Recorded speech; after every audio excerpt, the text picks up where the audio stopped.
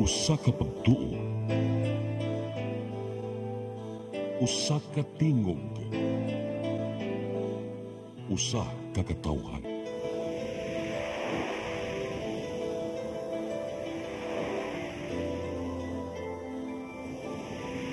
Cebu Catholic Television Network.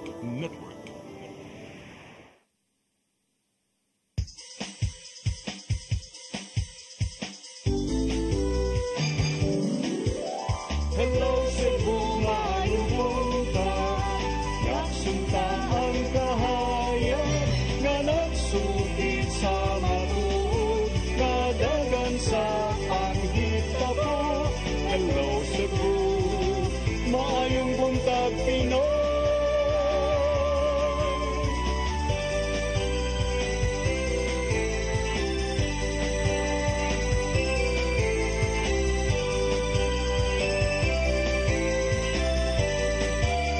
Ang katutulungan sa mga katahan. Hello Cebu, hello Cebu, maayong buntag Pinoy, maayong buntag Pinoy, maayong buntag Pinoy. Hello Cebu, may buntag Pinoy, adlaw karong Biyernes, pizza 13 sa buwan sa Disyembre 2024. Sangan sa akong partner nga si Attorney John Destacamento, hapon yung alagad sa kahanginan Malu Inocando Tabar. Uban ko ang sa alas 9 karong buntagas tong programang Hello Cebu, maayong buntag Pinoy. Sa di pa ta maghatag sa atong front pages, ari sa atas tong latest weather update. Ikas pag-asa Mactan, Sir Jomar Aclarino, good morning. Yes, ma'am. Good morning sa tanan. O sa atong tanan tigpaminaw, kini atong latest weather update karong adlaw. Northeast monsoon or amihan ang nakaapekto sa Northern Luzon o Central Luzon. Samtang intertropical convergence zone paday nakaapekto sa habagatang bahin sa lalawigan sa Mindanao. Atong weather conditions sa Visayas, lakip na ang probinsya sa Cebu, makasinati ng maayong tempo ng panahon or generally fair weather. Gawas ini ng mga patak-patak na mga pag-ulan o kini mga localized na mga pagpangilat o pagpanugdog. Padayon ta mag-monitor sa itong mga gi-issue ng mga thunderstorm or rainfall advisories. Lakip na ang color-coded na heavy rainfall warnings. Hiningat to na sa kasarangan ng hangin masinati sa Visayas. Ang kadagatan malinawan nga to na sa kasarangan ang pagbalod. Temperatura sa Cebu 36 to 31 degrees Celsius. Haring adlaw mo salap alas 5:24 sa hapon. Ang dagat mo taob alas 9 sa gabi o muhunas unya alas 2:23 sa hapon. Philippine Standard Time alas 8:09 sa buntag gikan diri sa Mactan. Pag-asa Visayas, DOST Jomar Aclarino. Dagang salamat Sir Jomar Aclarino ug maayong buntag niyo tanan dinas Pag-asa Mactan. Karon arita sa ato ang front pages sa mga pamantalaang lokal ug nasyonal atong sugdan sa Sunstar Daily. Sa Sunstar Daily, 7 Mandaue City firms affected by Pogo ban. Sa Super Balita sa Sunstar, mama anak gipamatay sa kapuyo. Sa The Freeman, to avoid changes with shifting administrations, standardize City Hall uniforms. Sa Banat News, sa The Freeman, mama anak gipatay sa Losong Uyab sa Ginang, nipusil nilang duha. Sa Philippine Daily Inquirer, seized Pogo properties pose next government challenge. Sa Philippine Star, government to run down all underground Pogos. BBM says they will face the full force of the law. Sa Manila Bulletin, Marcos okay's plan to boost tourism. Ug sa Tempo, zapped. 3 Boy Scouts die, 12 others hurt as tent's metal pipe hits live wire. Mao gatong front pages sa mga pamantalaang lokal ug nasyonal. Sa among pagbalik, may padangat kaninyo mga balita nga nahipo sa itong kaubanan sa CCTN News and Public Affairs team. Please stand by. Hello Cebu, maayong buntag Pinoy, maayong buntag Pinoy, maayong buntag Pinoy. Discover the beauty of the Philippines.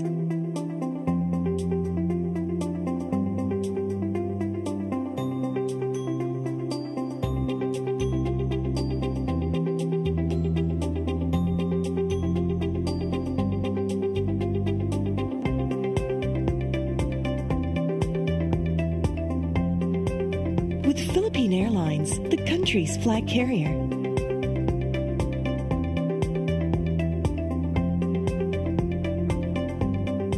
The airline that lets you feel the warmth of the nation.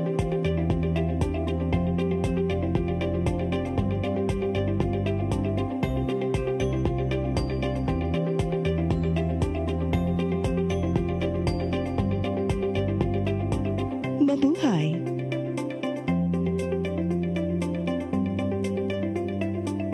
Start today. Unlock the secret to a healthier you. You're worth it. Health is wealth. Health Plus. CC Flow. Health Lift Plus. Health is wealth.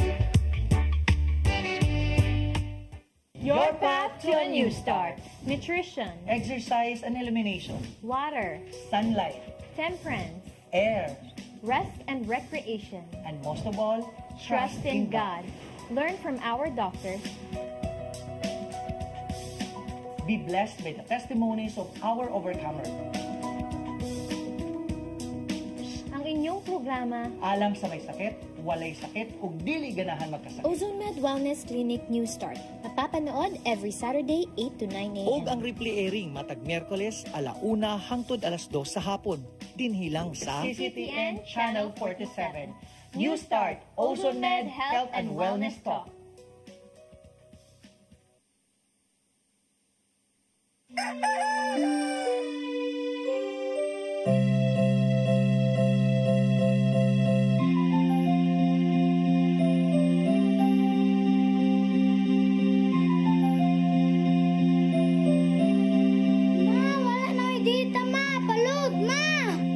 Sorry ma'am, na-late ko.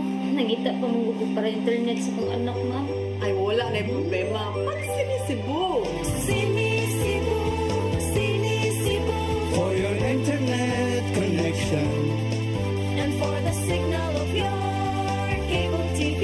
So fast and straight the transmission to your home. Sinisibo! Sinisibo, sinisibo. Offers you to have fiber optics. For your viewing experience, perfect and clear so far. So great and affordable for you to enjoy. Sinisibo. Cine Cebu Television Network Incorporated offers fiber to the home broadband internet bundled with fiber to the home cable TV connection. Cine Cebu Television Network Incorporated with its operation in Metro Cebu and the whole province of Cebu soon. And affordable for you to enjoy. Sinisibo!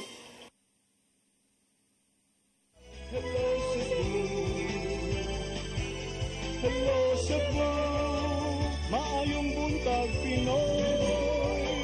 Maayong buntag Pinoy. Maayong buntag Pinoy. Balik sa Hello Cebu, maayong buntag Pinoy. Karon sa atong mga balita. Nagunas to mga balita karong buntagan, National Nutrition Council 7 may pahinumdum sa katawhan nga di magpalabi sa lami ang pagkaon nga sawaan sa matag Christmas party aron kalikayan ang mga lifestyle diseases. Ang kasayuran ihatod ni Gia Navarro. It's the most wonderful time matud pa aron magselebrar sa Pasko uban ang mga sakop sa pamilya, higala ug kauban sa trabaho. Usa sa mga highlight matag party mao ang pagsaw sa lami ang pagkaong giandam sa lamisa. Apan adunay pahinumdum si Dr. Parolita Mission sa National Nutrition Council 7 alang sa himsog ug luwas sa risgo nga panglawas alang sa pagsaulog sa Pasko. Misugyot si Dr. Mission nga di magpalabi sa mga parat og mantikaong pagkaon aron dili mo taas ang kolesterol sa lawas. Hinahinay usab sa mga matamis nga desserts nga makaapekto usab sa blood sugar. Kung kinahanglanon, kutob lang una sa tilaw-tilaw sa mga lami ang pagkaon.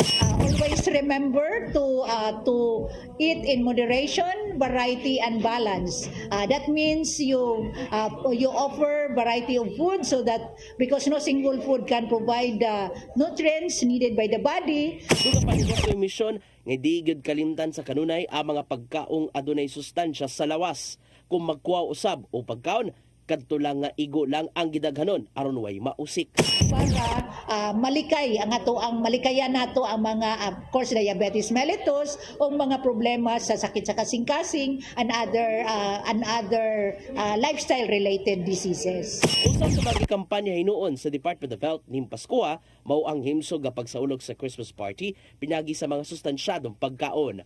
Kung napalabi man sa lami ang pagkaon, may tambag usab si Dr. Mission nga kinahanglang mobawi pinagi sa pagpasingot aron maminusan ang calories sa lawas. Just in case yun, makakaon yun ta, always remember nga iborn sa dato atong nasubra nga kaon, atong exist calories para mo balance, makakaita og balance. Navarro, CCTN News. Sa laing bahin moabot sa 33 ka mga simbahan ang giila sa kapulisan sa dakbayan sa Subo nga ilang bantayan sa unang adlaw sa Misa de Gallo karong Lunes. 2 ka oras sa di pa ang Misa de Gallo, ipakatap na mga pulis sa mga simbahan. Ang kasayuran ihatod ni Arnold Bustamante. Giila na sa kapulisan sa Dakbayan sa Sugbo ang mga dagkong simbahan katoliko nga doon Misa de Gallo sa Lunes, Disyembre 16, 2024 nga ilang natagan og daghang mga pulis personnel atol sa unang adlaw sa Misa de Gallo. Mato ni Police Lieutenant Colonel Maria Teresa Makatangay nga doon 33 ka mga dagkong simbahan sa Dakbayan sa Sugbo nga hatagan nila og security uban sa mga barangay tanod og force multipliers. Matag simbahan doon ibutang nga mga police assistance desk nga mao ikaduulan sa mga manimpahe nga makasugat og problema. Wala mo hatag og numero si Makatangay kung pila ka mga pulis ang ilang ipakatap atol sa unang adlaw sa Misa de Gallo. Apan ang gipaniguro nga ubay-ubay nga mga personel na makita sa mga simbahan. 2 ka oras sa dili pa magsugod ang Misa de Gallo na ana mga pulis sa mga simbahan, gagmay nga mga chapel, lakip na sa kadalanan aron mabantayan pag-ayo ang mga parokyano nga magbaktas uban sila mga pamilya. Gawa sa mga simbahan nga bantayan, apil usab nini aga mga bus terminal sanglit ilang napanglantawan nga daghan aga mamauli sa tagsa-tagsa ka mga probinsya aron didto mosimba. Gimanduan ang mga hepe sa matag police station nga makikalayon sa mga kura paroko sa ilang jurisdiksyon aron mahan-ay nila pag-ayo ang ilang paglatag sa mga police personnel. It should be at least 2 hours prior to start of the masses, and we must understand na ilahi man ang oras na mag-start sa misa kada simbahan, and our chief of police was already instructed to coordinate with the mga kura paroko and as well as organizers aning mga misa de Gallo may paghigayon. Doon ang mga pulis nga magpatrolya sa kadalanan, ilabi na sa mga sudlunong bahin sa kabaranggayan aron malikay sa krimen ng mga kabalayan samtang naa sa simbahan ng mga tao niini. Malao mo ng CCPO nga mga botna ang augmentation gikan sa Police Regional Office 7 nga idugang sa mga police office sa Central Visayas aron makatabang sa seguridad sa holiday season. Arnold Bustamante, CCTN News. Sa laing bahin, Philippine Amusement and Gaming Corporation kon PAGCOR may kanselar sa lisensya sa 7 ka mga negosyo sa syudad sa Mandaue nga nalambigit sa electronic gaming o customer service. Kinigsubay sa direktiba sa presidente pagban sa operasyon sa Pogo sa tibok nasod. Ang kasayuran ihatod ni Mary Rose Sagarino. Matod ni Attorney August Lizer Malate ang pangu sa Business Permit and Licensing Office sa syudad sa Mandaue nga ang PAGCOR ni pada og suwat ni atong Oktubre kang Mayor Glenn Bresede nga nagpahibaw kaniya nga opisyal na nilang gikan sila ang mga license gaming sa pipila ka mga negosyo sa Mandaue. Apan matod ni Malate nga non-operational na ang maong mga negosyo sa ilang pag-validate ato sa ilang inspeksyon. Apan sa gihapon magpada sila og notice sa mga establishmento bahin sa kanselasyon. So kaning what we will do is in our system is to fully cancel na ang ilahang permits. So sa ato kuha na ta na kung mahulog na ta nga cleared na ta in terms of kaning those that originally had PAGCOR licenses. Matod ni Malate nga ang pagkanselar sa PAGCOR subay sa direktiba ni Presidente Ferdinand Marcos Jr. nga iban ang operasyon sa Pogo sa tibuok nasod. Matod ni Malate nga dili siya makakumpirmar kung nalambigit ba sa Pogo ang maong mga negosyo tungod kay walay operasyon dihang ilang gisusi ang mga lugar. Apan siya miingon nga ang kinaiya sa negosyo naglakip sa sports betting, e-casino o customer service. Sa wala pa ang pagkanselar sa mga lisensya sa PAGCOR, si Malate miingon nga ang nasudnong kagamhanan ni tudlo na sa maong mga negosyo. Diin gila yung gisusi sa BPLO uban sa Mandawi City Police Office. Matud niya nga posibleng aduna na ideya ang mga tag-iya sa maong kalambuan. Sukad ni adto ang mga negosyo hugot nga gimonitor sa mga otoridad. So amo na lang adto nag-inform sila pod nga kanang identified sila. So pag adto na mo good thing wala gid operations. Na mga nabilin dito nga mga butang pero walay tao, walay no operations at all. And we are continuously monitoring them kay mo report man sa. Ang BPLO head miingon nga ang mga establishmento nagsugod sa pag-operate pagkahuman sa pandemya apan nahunong na ang operasyon. Mary Rose Sagarino, CCTN News. Usa ka kawani sa Lapu-Lapu City Hall nagpositibo sa kinalit nga drug test nga gipahigayon niadtong Lunes. Samtang nagnegatibo ang tanang 42 ka mga kawani sa buhatan sa Lapu-Lapu City Clearing System. Ang kasayuran ay hatod ni Crystal Joy Felerca. Nagpositibo sa illegal nga drogas ang usa ka kawani sa City Hall nga nagikan sa buhatan sa Lapu-Lapu City Cooperative and Livelihood Resource Center. Ni adtong Lunes, usa ang maong kawani sa 27 nga gipaubos sa kinalit nga drug test sa City of Lapu-Lapu Office for Substance Abuse Prevention kun CLOSUP. Matod ni Gary Lau, ang pangulo sa CLOSUP, nga nitug-an ang maong kawani nga nakagamit siya og illegal nga drogas atol sa pag-drug test. Admit man siya this employee was using pero naingon siya kanang katura sa jud kunong adlaw. Apan taliwala ni ini, gidugang nilaw nga ipaubos paghihapon sa confirmatory test ang resulta sa drug test. Sutaon pa usab nilaw ang employment status sa maong kawani kung usa ba kini ka casual o job order employee. Ang mga job order sa Lapu-Lapu nga magpositibo sa illegal nga drogas tangtangon sa ilang trabaho, samtang ang mga casual employees magdepende pa sa rekomendasyon sa mayor. Samtang sa laing bahin, nagnegatibo sa illegal nga drogas ang tanan 42 ka mga kawani sa Lapu-Lapu City Clearing Team nga gipaubos sa kinalit nga drug test kagahapong adlaw. Subay kini sa hangyo sa ilang labaw nga si Noli Cernio aron sa pagsiguro nga walay nagamit o ginadiling drogas sa ilang buhatan. Crystal Joy Felerca, CCTN News.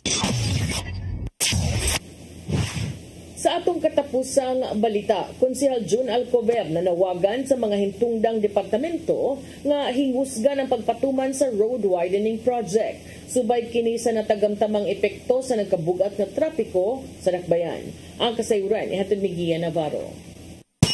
Gipaagi sa privilege speech sa Cebu City Council ang panawagan ni Konsehal Pastor June Alcover sa pagpalapad pa sa dalan aron maminusan ang bugat nga dagan sa trapiko. Nakita sa konsehal nga nagkadagana ang mga nagbaton og sakyanan mong nagkaanam og bugat ang trapiko sa mga dagkong kalsada sa Dakbayan. Gilakbit niya ang nimong kasinatian sa Talamban Road diin grabing kabugat sa trapiko ang natagamtaman tungod daw sab sa daghang mga sakyanang nag-abot sa dalan. Hinuon, gitumbok niya ang nagkadakong mga kalambuan sa mga urban areas sama lang sa Cebu City, mong ingana ang nimong gidangatan. Mong but niya matagan og lakang ang iyang panawagan uban sa mga hingtungdang buhatan sa city government.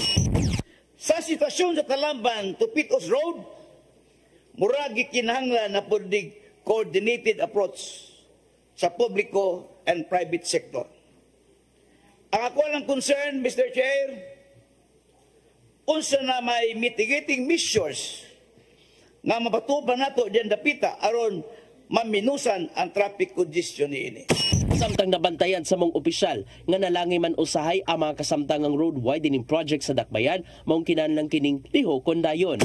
Naunsa naman ako pangutan aduna ba kasamtangan nga road widening project karon nga naundang man.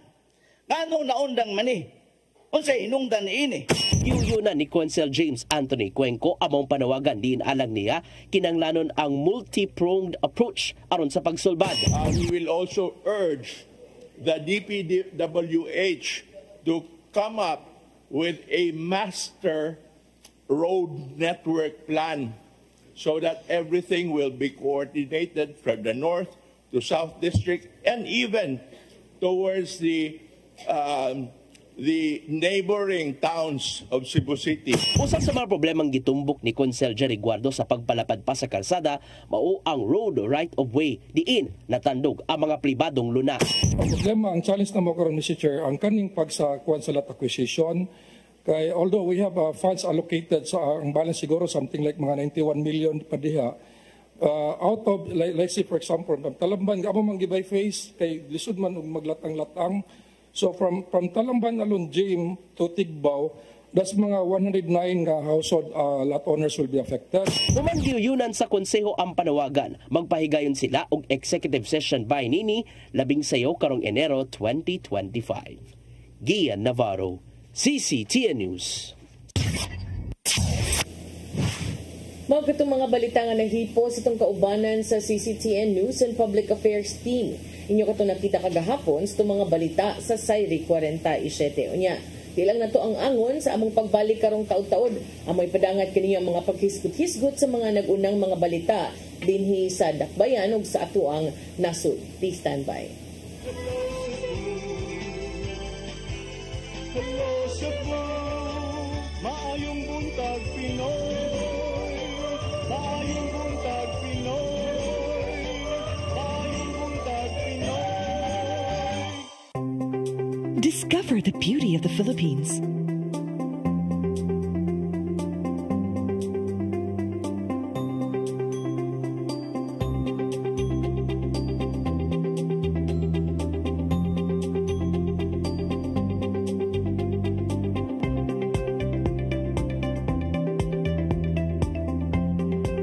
With Philippine Airlines, the country's flag carrier.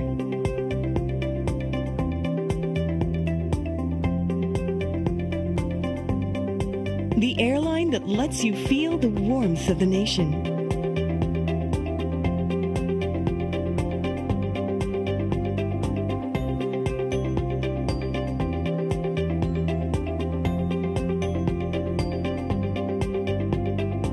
Mabuhay!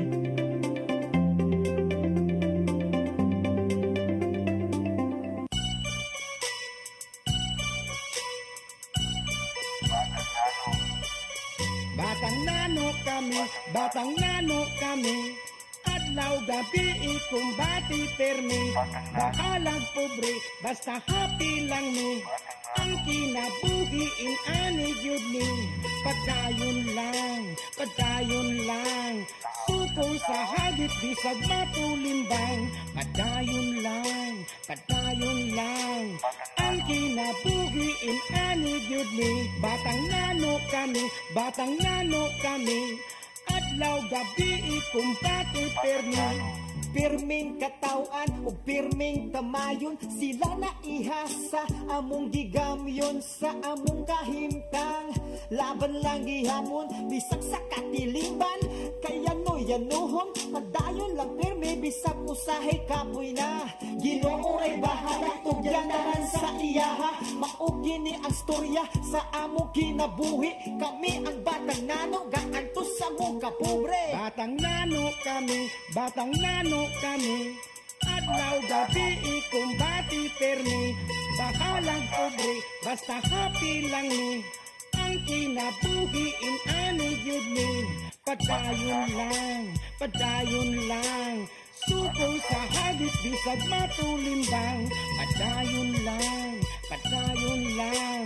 ang kinabuhiin ani gyud ni, sa matag adlaw na pagsuway among ang kayanon, kinahanglan nga anaron among kaugalingon, maning kamot kada adlaw para lang na ay makaon, makakwarta lang gamay kami na magmalipayon, padayon lang perme bisag usahay kapoy na, Ginoo ray bahala itugyan tanan sa iyaha, maugi ni ang storya sa among kinabuhi, kami ang batang nano gaantos sa mong kapobre, batang nano kami,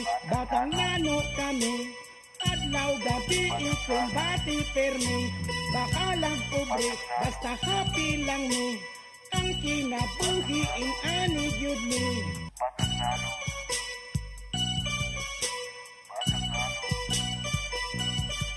batang nano kami, adlaw gabi ikumbati permi, Your path to a new start. Nutrition, Exercise and elimination. water, Sunlight. temperance, Air. rest and recreation. And most of all, Trust in God. Learn from our doctors. Be blessed by the testimonies of our overcomers. Ang inyong programa, Alam sa may sakit, walay sakit, ug dili ganahan magkasakit. Ozone Med Wellness Clinic New Start. Napapanood every Saturday 8 to 9 a.m. Og ang replay airing matag Miyerkules 1:00 hangtod 2:00 sa hapon. Dinhilang sa CCTN Channel 47. New Start, Ozone Med Health and Wellness Talk.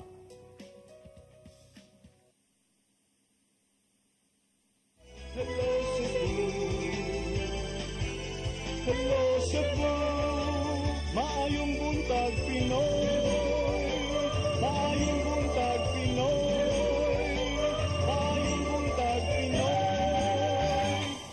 Balik sa Hello Cebu, may buntag Pinoy ug karon arita sa ato ang mga paghisgot-hisgot. Kaganina sa report ni Mary Rosa Garino, doon nato'y natala nga mga 7 ka mga negosyo nga matud pa nalambigit ni ining electronic gaming o customer support services sa dakbayan sa Mandaue kansang mga lisensya gipang revoke matud pa human usab sa kining direktiba gikan sa Philippine Amusement and Gaming Corporation kun PAGCOR aron ikanselar ang tanan nga mga Philippine offshore gaming operators kun POGO licenses by December 15, 2024. Kining maong lakang nakasubay usab sa direktiba ni Presidente Ferdinand Marcos Jr. nga sirhan ang tanang POGO operations sa tibuok nasud tungod usab sa mga kabalaka kabahin sa mga illegal nga mga kalihukan ug mga krimen. Ang Business Permit and Licensing Office kon BPLO lawyer nga si August Lizer Malate nga gi-interview usab ni Mary Rosa Garino niingon nga ang mga pagpanira nagsugod human ang PAGCOR formal nga ni padala og komunikasyon ngadto kang dismissed Mandaue City Mayor Jonas Cortez nga naghangyo sa dinalian nga pag-revoke sa mga POGO-related licenses. Ngatod ni Attorney Malate nga nakadawat sila letter of communication gikan sa PAGCOR nga naka-address ngadto sa mayor officially canceling the gaming licenses of certain businesses operating in Mandaue. Matud sa subay sa mga inspeksyon nga gipahigayon sa BPLO ug sa law enforcement agencies, ang maong mga establishmento giila sa PAGCOR nga ni hunong nag-operate sa wa pa na luwati og direktiba gikan sa gobyerno. Matud ni Attorney Malate nga kining maong mga establishments non-operational na atul sa ilang sayo nga atul sa ilang pag-inspeksyon sa sayong bahin last year pa kuno, samtang ang uban nanira before the pandemic. Kining e-gaming o pagpangpusta mo gitumbok ng mga nag-unang negosyo or business activities ni ining 7 ka mga establishmento gitumbok ni Attorney Malate nga ang BPLO karon naghimo gyud ni tukmang mga lakang aron formal yung i-cancelar ang mga permits ni ining maong mga negosyo. Kay baon sad sila sa pag-cancelar sa ilang gaming accreditation and licenses. Matod ni Attorney Malate nga katong mga na-inspect na sa sayong bahin nga nasira na, isiguro sab nila nga ang mga permit fully canceled sa ilahang sistema.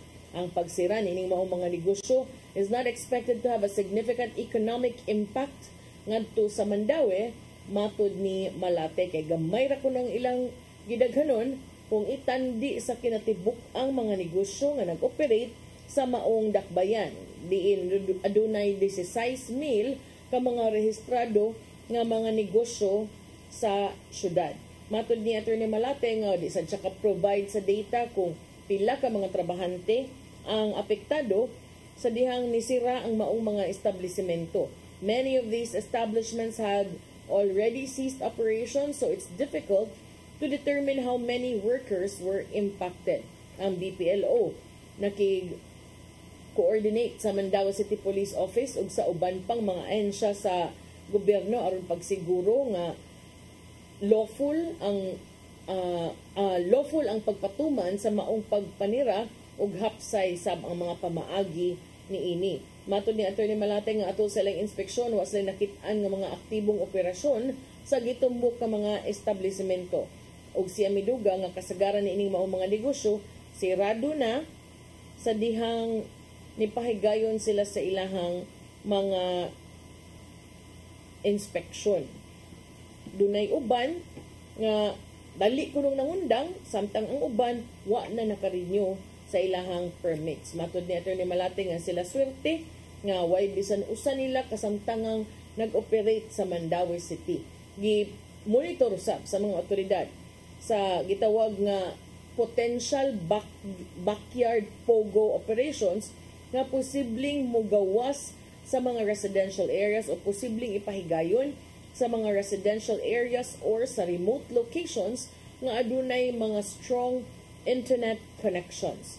Si Atty. Malate may ingon nga ilang giawhag ang publiko nga i-report ang mga kadudahang kalihukan ug mga kadudahang individual nga nalambigit ni ining illegal nga pogo operations tungod kay dunay mga kabalaka nga pipila ka mga establishmento matud pa musuportag mga buhatan nga dedicated lang gyud for international gaming operations.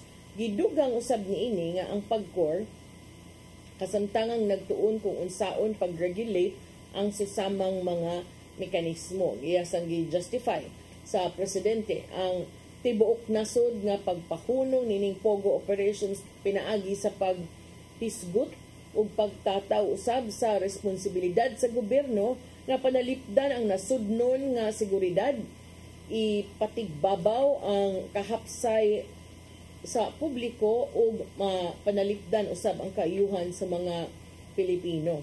Sa iyahang pamahayag kinumduman ningon si Presidente Marcos that the state has the paramount duty to safeguard national security, maintain public order, uphold the rule of law, protect the safety of its citizens, and ensure the integrity of the social fabric of the nation. Sa wa pa miluwat og direktiba ang PAGCOR, ang national government miila na sa pipila ka mga negosyo nga nalambigit sa pogo operations. Gikumpirma usab ni Atty. Malate nga ang mga lokal nga mga otoridad sa Mandaue City gipahibaw ug ilahasad ning gi-closely monitor ang maong mga establishmento.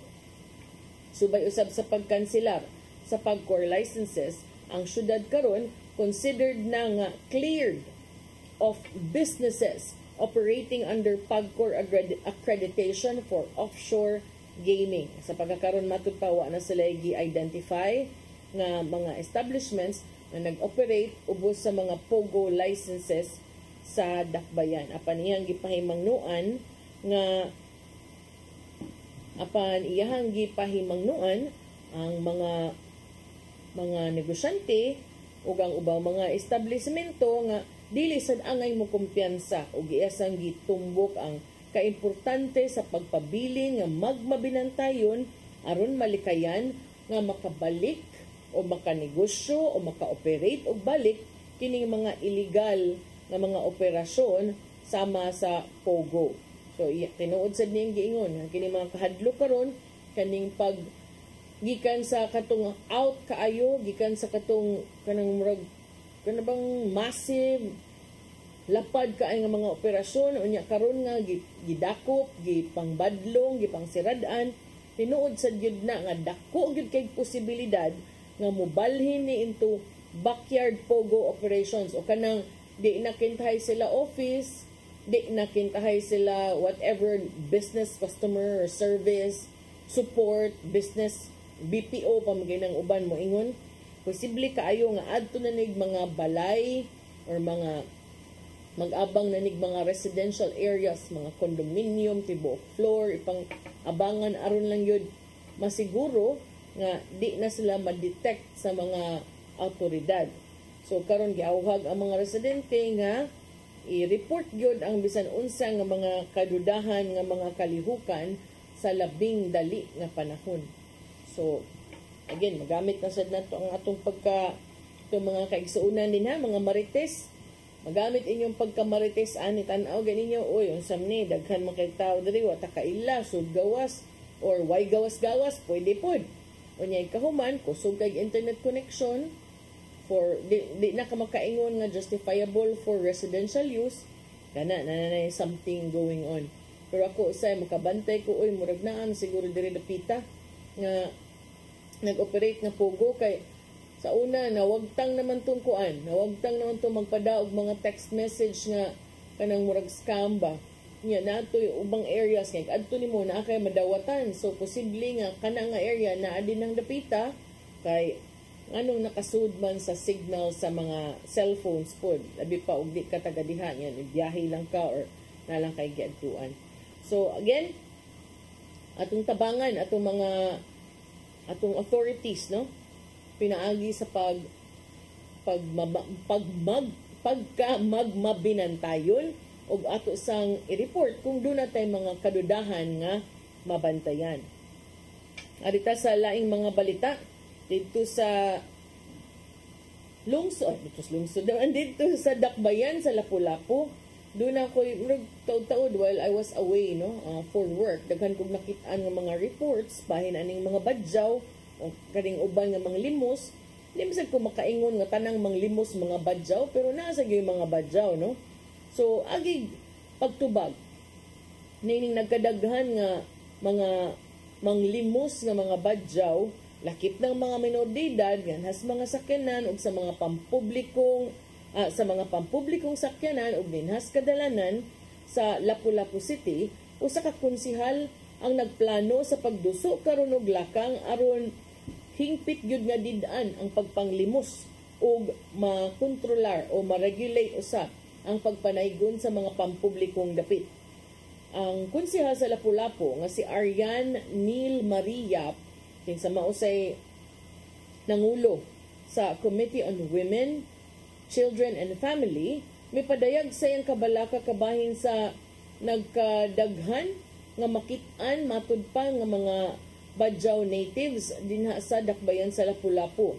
Iyang gitumbok ang uban niini magdagbata parehaning naas picture, magdagbata or magdag ka ng baby gyud ka ng puya gyud ba, raising safety concerns for both the mendicants and the commuters.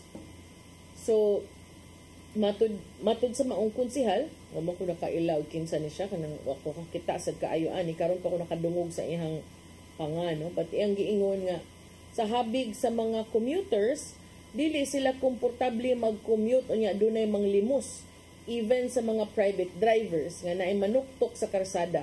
Gawas nga medyo mailang ang mga commuters ug mga pribado nga tag-iya sa mga sakyanan, sila mismo risgo kay naa sila sa karsada simbako maligsan matud pa. Unya kay numduman nga kung naarong panahon sa Pasko magkadaghan ni sila sa sayo nga bahin ang City Social Development and Welfare Office kon CSWDO Operation Staff Member nga si Concepcion Umpad niingon nga siya nakamatikod nga ang mga manaygunay nga mga badyaw nagsugod nagpangabot sa Dakbayan atol usab sa kapistahan, no, 289th Nuestra Señora de Regla festivities nga nagsugod itong Oktubre 25 hangtod na sa Nobyembre 21. Siya ni duga nga ang mga manaygunay nga mga badyaw kasagaran mo kalit lang nig pang nakay sa mga tradisyonal nga mga jeep ug mopahimulos sa paghunong sa mga sakyanan atol sa stoplights, no, sa mga kung stop signal sa mga traffic lights. Ikaw man, manakay ni sila og mangayog kwarta sa mga pasahero gamit ang mga envelope. Kining maong mga individual matud pa magdaog anak or ubanan sa ilang mga anak, kasagaran magkatag ni dihas lain-laing mga dapit sa Dakbayan, labi na dihas Barangay Pako, Barangay Poblasyon ug sa Mactan. Matud ni Umpad nga labi na kuno Christmas na hapit, nag-start na sila daghan diri pag fiesta. Mabot na sila mga 30 kapin, mga bata kasagaran ani. Ang age range sa mga bata last time naka-rescue me og as young as 1 year old to 15 years old. Yang gidugang nga ang pag-intervene sa CSWDO naglakip ni ining pag-rescue sa mga tao nga matud pa mga residente sa Barangay Mambaling sa Dakbayan sa Sugbo. Apan si Umpad maingon nga bisan pa man sa ilang mga paningkamot kining maong mga badyaw padayon nga mobalik sa Dakbayan sa Lapu-Lapu. Mao nga si Konsehal Yap niingon nagplano siyang muduso og draft sa iyang proposed ordinance ngadto sa City Council sunod tuig. Siya miduga nga usa sa mga posibleng probisyon nga ibutang niya sa iyahang plano nga iduso nga ordinansa maglakip sa mga multa. Matud pa ang mga bata subject to an age limit and will be referred to the CSWDO. However, as for the parents, it is crucial that part of their responsibility is to take care of their children and not encourage them to go out onto the streets. Ang nasod aduna na matud pay anti-mendicancy law ubos sa Presidential Decree 1978 tumong niini maong pagkontrolar o pagtangtang o pagwagtang sa pagpangayo sa mga kadalanan o lakip na usab ang kanang pagpahimos sa mga vulnerable individuals labi na gyud kining maong mga bata. So okay no, mao na ato ang update kabahin niini. Atong tanawon kung makuan ba gyud, malahos ba gyud ni kay daghan na makitag nadunggan mga anti-mendicancy. I don't know, pa mo koy nakit-an sad nga na priso dinis atua or unsa ba nalakusan gyud for mendicancy. But ang ako nang nahibud nga sa atong lapu-lapu nga naman nga next year pa man siya muduso, pwede raman magsugod karon para at least mahasasan. But anyway, ordinansa man basig wa nay time, basig human na sa ilang schedule for their sessions. So subay gihapon sa nagkaduol nga kapaskuhan, we are already in December, it's the Christmas season already. O niya ang atong kapulisan tungod kay karon sab Christmas season, full swing na. Ang mga otoridad ni auhag karon sa mga konsumidor nga mapabiling magmabinantayon kabahin sa posibleng pagsaka o nagsugod ng saka nga gidaghanon sa mga pagpangilad o scam nga nikuyanap karon, nikatap karon sa internet. Ang Cybercrime Investigation and Coordinating Center miluwat kini og pahimangno niadtong Disyembre 4, 2024 kabahin sa gitawag og sophisticated phishing campaign nga mo exploit og mga official short message service or SMS nga threads gikan sa mga pribadong telecommunications companies. Ang usa ka executive director sa kining gitawag og Cybercrime Investigation and Coordinating Center niingon nga kining maong mga scam maglambigit kinig mga SMS messages nga ipakatap ug mopahibaw sa mga tao nga nag-iyag mga cellphone. Ingnon sila nga uy, doon na kay rewards points nga mo expire na, i-redeem na, i-click ning maong link. Mao na ilang kasagaran karon, mura na gyud tinuod, magtuog gyud kag ani ning kumpanya hagikan kay nakadawat ka before, karon murag ilahang ma-penetrate na nila nga mga system, nga ilaha dayong padalag mga mensahe, nya pahibaw na mga mga makadawat nga na kay mo expire nga rewards points. Avail na ni kay sayang kayo, magamit na nimo para ana. Human ingon din ka, i-click lang ni nga link para sa dugang kasayuran. So niingon ang kining cybercrime nga kining maong bag-ong modus na sab delikado kaayo og makaalarma kay ang kining maong mga mangingilad matud pa murag naka-penetrate na ug naka-bypass na sa National Telecommunications Commission Memorandum kabahin sa pag-block ni ining Uniform Resource Locators in SMS. So, kana siya. Naana ko na, murag naka-penetrate na, murag nilapas na sa kining mga clickable Uniform Resource Locators in SMS. Kung sa maning phishing scam, kung may phishing scam, dili fish nga isda ha, dili ka ng PHISHING. No, ang spelling ani nga phishing scam is PHISHING. Unsa man ang phishing scam?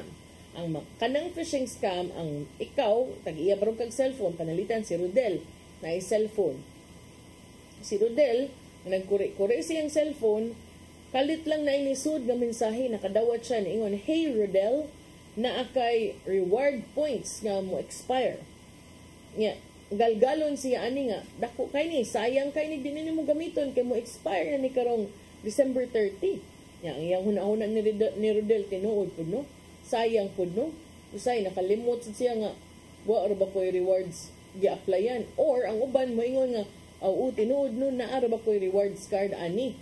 So, karon hagon man ka nga, i-click ni nga link nga naaani nga message aron ma-redeem nimo kaning maong mga points.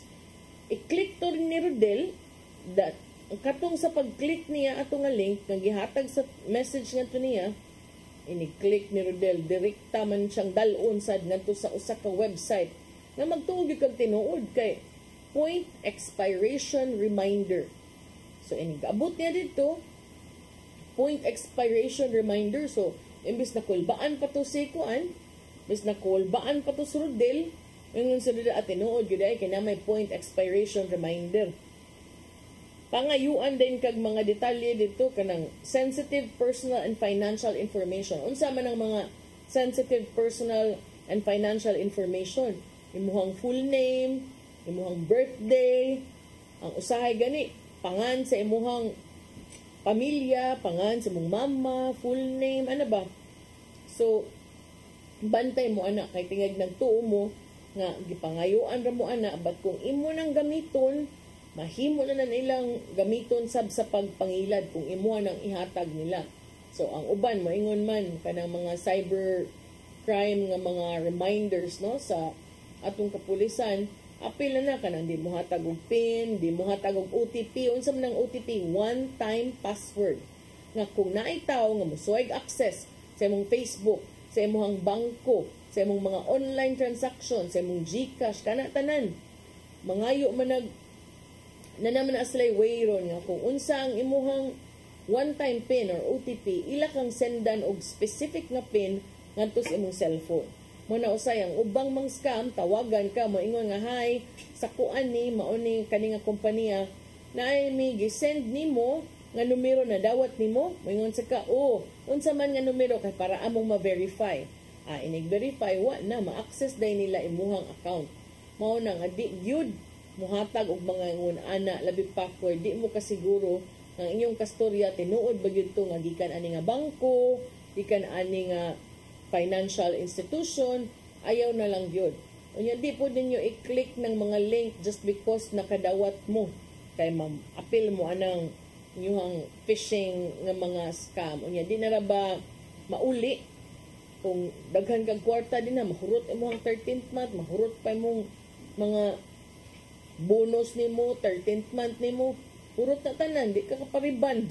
Kay, imbes para riband, unta to, kay bonus, hatag mo kasi mong one-time password. Click mong kag-link. Mao na among ingon before nga, ayaw pagtuog makadaog ka. Kung wakay giapilan, pwede di ka makadaog yan. Mo ingon. Sa unan, lahi itong modo sa una, maingon man, this is from the office of the president na ami random bola nga gihimo sa tanang mga namutar. Ana, karon wa na, nagkagrabe na. So, doon na say uban, kining local nga kanang e-wallet, e-wallet app, nipahimangno usad ni anang mga spoofing scam.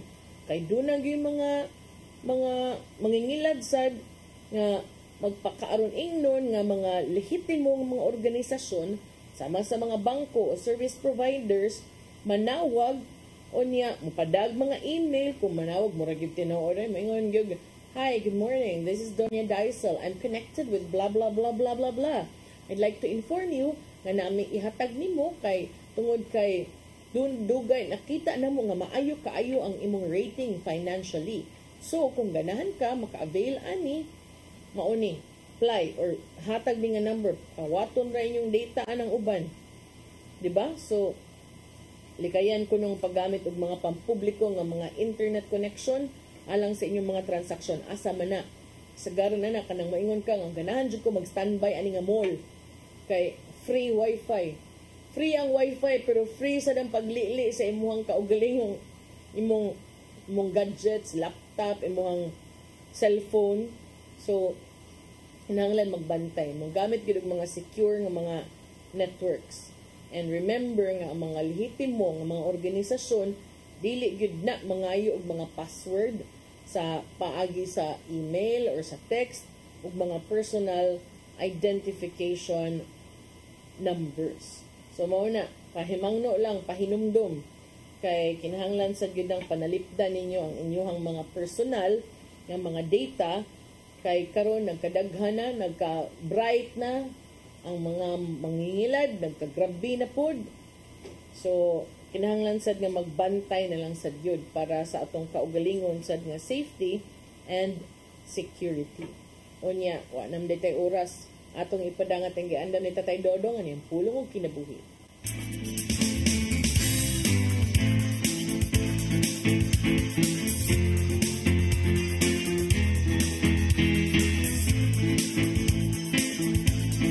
Ang pulong mo, ang diwag sa dalan ko. Ang balaang kasulatan naghulagway kanato kung unsa gayud ang katuyuan sa kinabuhi sa tao sa iyang pagpuyo dinhi sa kalibutan. Way kapuslanan ang tanan kung ang tao magpakabuhi alang lamang dinhi sa kalibutan. Mao kini ang tinuod nga kalugan sa kinabuhi. Ang atong hatagan sa dakong pagtahod o paghigugma ang Ginoo.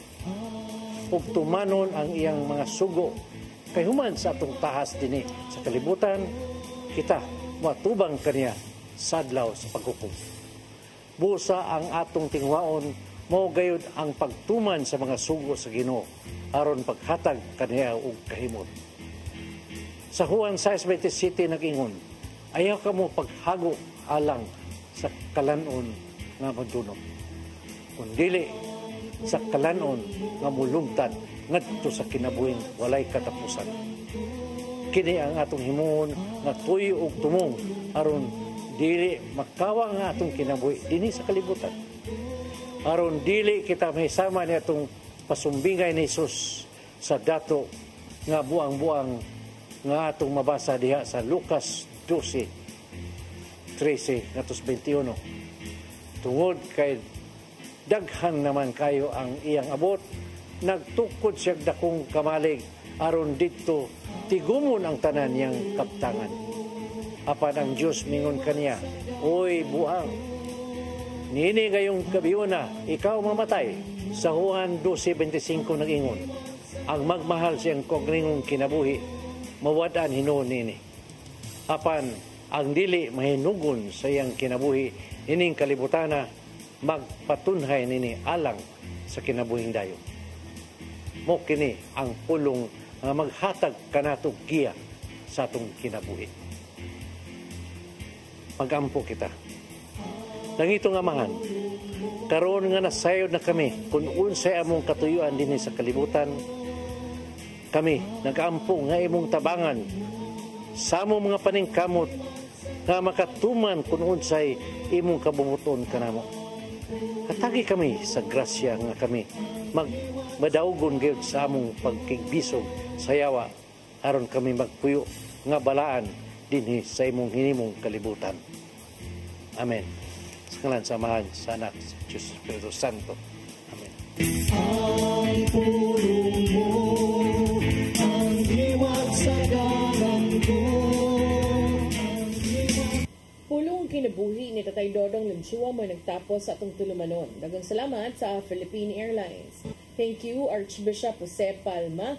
Nanaydayan ng Tatay Dodong Limsua. Thank you, Sir Dennis Tabar. Salamat. At mga kaubanan sa TOC, Sir Robert, Miss Inday, Sir Matmat, Miss Mabel, Miss Joanne, sa newsroom, Sir Michael, Sir Del, Sir Raymond, Sir Bruce, ug diri sa studio, si Ferdy. Dusi na lang kaadlaw. Ang bilis ng panahon, kung makatagalog, kala mo, no? 12 days to go before Christmas. Sangan sa akong partner nga si Attorney John Destacamento, kanyang alagad sa kanginan Malu na Pando Tabar. Magkita tagbalik ugma sa itong programa. Ay, ugma, dili ay kay Friday, Monday ron. Sa Lunes, katong programang Hello Cebu, may buntag Pinoy. God bless us all.